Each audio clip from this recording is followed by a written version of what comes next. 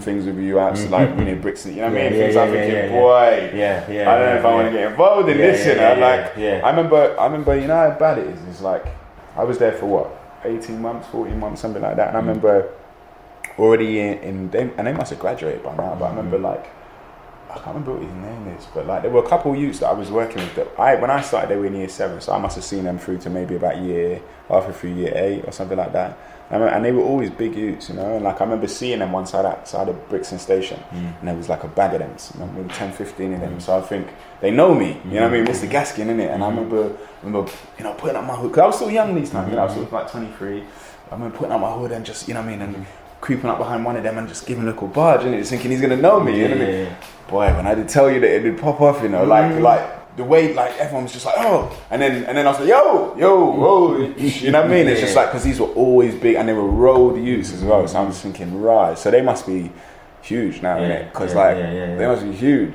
But they were great kids, man, great kids, and like if I'm honest, like, you know, I miss them kids, and like you know, the schools that I think the last school that I worked in, which was in Tulse Hill, was an SEN school there. I very nearly, for what I do now, which I'm sure we'll come on to, like I very nearly gave up an opportunity to do what I do now because I didn't want, and I'd only been working with this kid for 2 months because I didn't want him to feel like I'd given up on him. You know what I mean? Like it's hard. It is. It's really hard, and you know, but we are where we are. You know, there are no regrets, and I'm sure, you know, provisions and support was put in place for him. You know, it's a bit of a tricky education system, but we'll go into that. Okay, so you left EGA, and then you went to where? What happened after that? So then I kind of floated around. We kind of stopped communicating at that point. So like I kind of floated around a little bit. I worked at my friend's school, which was in the Isle of Dogs, which was like a primary school, like a Catholic school for a little bit. Which is a bit of an ongoing debate, because it's like whenever I speak to a teacher or a TA, I always ask, what do you find more difficult, primary or secondary school? I mean, just put the record straight right now, primary school is, to be fair, it's a different dynamic. You've got young kids that are a lot more dependent on you, but it's easy, man. Let's call it spade a spade. It's easy. And then I think I did that school, and then I did and then I temped for a little bit, so I did a few different schools, and then I think the last school I did was this SEN school in Tulse Hill, and it was just an absolute shit show, man. Like I was supporting this kid who was like in year 10 or 11, and just like very autistic, lovely kid. His name was I can't remember what his name was, not Chai or something like that, and I think the last straw, the just support network just wasn't there, and I was just having to take on so much more than I should have had to been doing.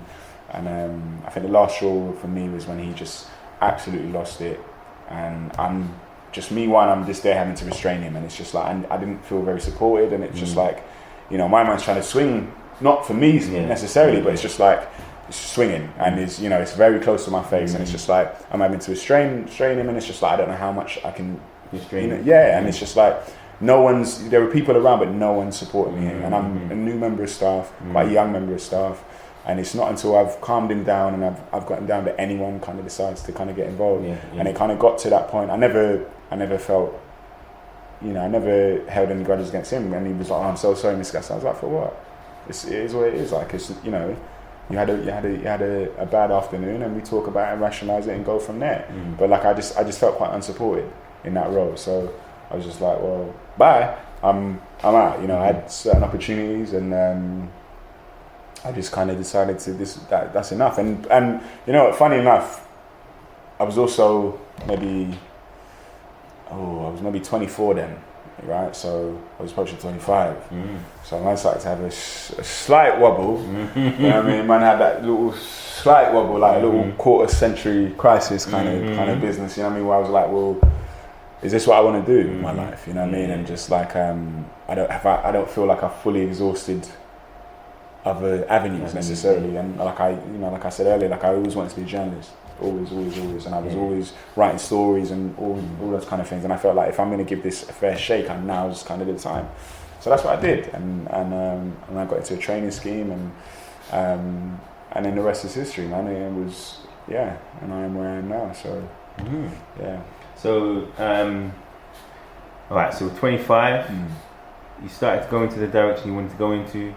where did you go first to do it? So I joined this organisation, this charity that does is run by this guy called Bob Clark.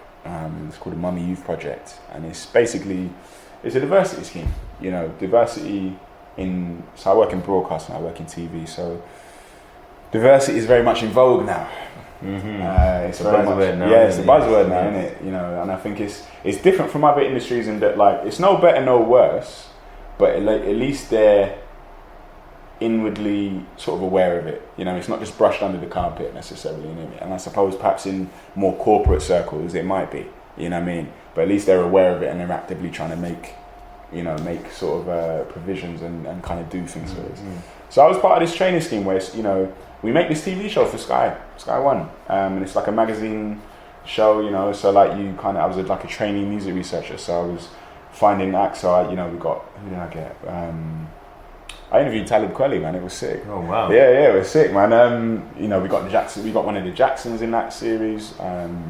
We did that, so we were, you would come up with a brief, you would then write a treatment for this shoot, come up with ideas, book a location. So you were doing things that you are, by all rights, you're afforded so much responsibility at such a junior level in this Mummy Youth thing. So the editors are trainees, the cameramen, sound, researchers are trainees. So everyone is trainees except for like the head honchos, right? Yeah. And so you're afforded all this insight, all this creativity, all this responsibility. And so you are producing your own shoots that then go onto this program, that then broadcast. Wow. It's not like this is not real, this is happening. This is real how it's happening. Yeah. All in 3 months. Wow. Right? So you're doing this stuff. So then so you'll come up with this shoot idea, write a brief, write this little treatment, then pitch it to your producer. You then go out and do it. You book your location for no money. I just put that out there. You go and shoot it. You produce it on the day. You get what you need to get. Hopefully you got enough. Then you would edit produce it. So you take it into the edit and say, well, this can go, this can stay, this can go. Then you get that approved by the exec, who would have been Bob Clark, and then you kind of go from there. So it was an amazing experience, and it was I owe him a lot. I owe him a lot, and so speak to him, you see him, or? Yeah, I've not spoken to him in a little while, but we check in. We check in every now and again. They're still going strong. They're doing great work. And I think I had no idea how I'd be where I am without someone like that, without that kind of initiative carrying on. And it's held in such high esteem because off the back of that, so you're given all this industry standard training at the BBC, because they're also partnered with the BBC, Sky, all them kind of places. They've now moved to Sky's headquarters in Osterley. So, they're very well respected. And, and off the back of that, then I was at the BBC for about a year or so. So I was in development there, so coming up with ideas for like the One Show. And then I worked on this other show, this Arts Night it was called at the time. BBC was something else. What way? Because it was like BBC, it's a whole... You mean it's something else in terms of like as opposed to Sky One? Yeah, so I've done all the major, at this point in my career, I've done all the major broadcasters. I think BBC is different in that it's a whole kind of, I forget the word, but it's a whole thing in it. Like, it's not just, the way the industry works is you're largely working at indies. They're called like independent companies. The BBC is a broadcaster, so a lot of his stuff is in-house, a lot of his stuff is out, but it's such a revered name almost, isn't it? The BBC, you go out watching the BBC, it's almost got this, I'd go to work thinking with my badge shown high, I'd show up at parties like, oh yeah, sorry, just my little badge there, Like I felt proud that I was there, and again, as much as they're introspective about, colour in TV and that kind of thing and diversity, again, count on one that if I was working on the 7th floor, right, which was factual, as in factual department, right, one extra in radio was on the 8th floor. That's where the black people were, On my floor, I was like one of a handful. At the time when I worked at the BBC, it was when I forget the gentleman's name now, but he contacted me for a job a little while ago, but and I so wanted to do it, because but he's the kind of guy behind Britain's Forgotten Slave Traders. the guy that did that. David. Yeah, that guy. Yeah. Has done some amazing work. You know, his work is sick. And so he was there. You know, there was a few of us there. So like, you know, it wasn't a massively diverse thing, but you know what? And it's very waspy, isn't it? It's very, you know, white middle class men. You know, that is largely what TV is white middle class men that are the tastemakers for the rest of the country. It's a shame, because it's like you can't make content that's representative of the whole country, and you're just the same group of people in it. It just don't make sense, innit? Yeah. So, but you know, it was cool, and I met some really really cool people. You know, Did you know, you said when you were younger you kind of spoke out. Did you get to speak out? Because I know it's all about being invited to kind of do it. You don't just get to shout. Nah, not so much there, because at this point, imagine, you know, like I'm so junior that it's like, you know, you can be replaced like that. You know what I mean? It's such a competitive environment. You know what I mean? That it's just like you got to play the game. You got to play the game. So obviously you're aware of it, but like it just kind of boosts your resolve almost, innit? Because it's like, you know what this you come into this building as a young black man, where it's a largely white workforce, largely white building. You know what I mean? The only people that's black in there are on reception, on security, or something. You know what I mean? So you come into this and people are like, oh, you know what I mean? Like people are shocked that you're there. So like you kind of have to. For me, it's always been a thing where I never want to be.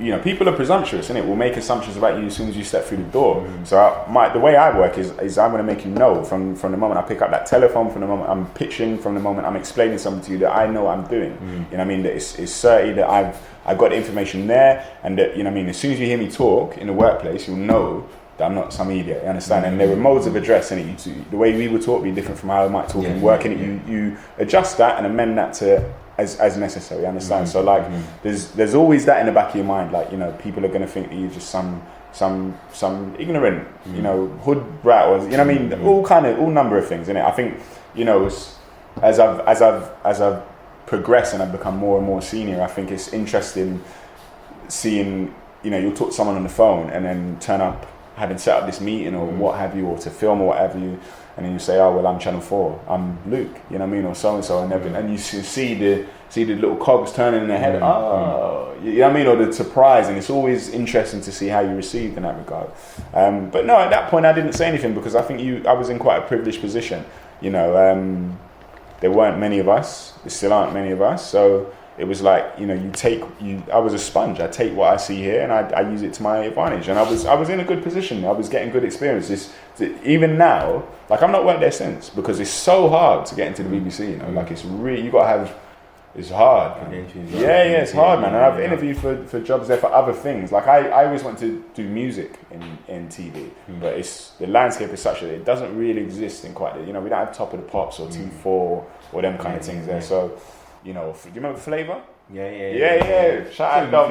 Yeah. Come on. So one of my mentors is a guy called Dominic Benjamin, and he's a boxing trainer as well. But he was the exec on Flavor, and that was the first time I ever saw Lady by D'Angelo. The first time I saw that video, you know, I was like, you know what I mean? That was for bass. That was for listen. I'm glad someone finally knows about that, you know, because that was. On a Friday night, my mom used to take that. Listen, man, anything that was black on TV, I was there like quick. That was, man. He's a good dude, man. He's a good dude. So quick question. So it's a question more about perception, to be honest. You're a light-skinned black man, but you're not light you know, light-skinned. If you were a darker-skinned black man, this is just hypothetically. Do you think your job would have been harder? Or do you think it's just, what do you think? Yeah, I think we'll say my complexion, say something. Yeah, I think you know what, I think I'm of a lighter complexion, but I think it's not, so it's perhaps I think there's a certain level of colorism, I think is definitely a thing. I think there's a certain, you can be palatably black. I had a I don't know if we should go there, but I had a whole conversation. I worked on this project recently, right? And it was I was just sat there just stunned at that we were actually having this conversation, right? That one of my execs was saying to me, we were trying to find these people, we were casting for this show, and they were like, oh, he's black, but I don't know if he's dark enough. Whoa. And I came into the conversation. I was the only black person in the office, right? Only black person on this production, and like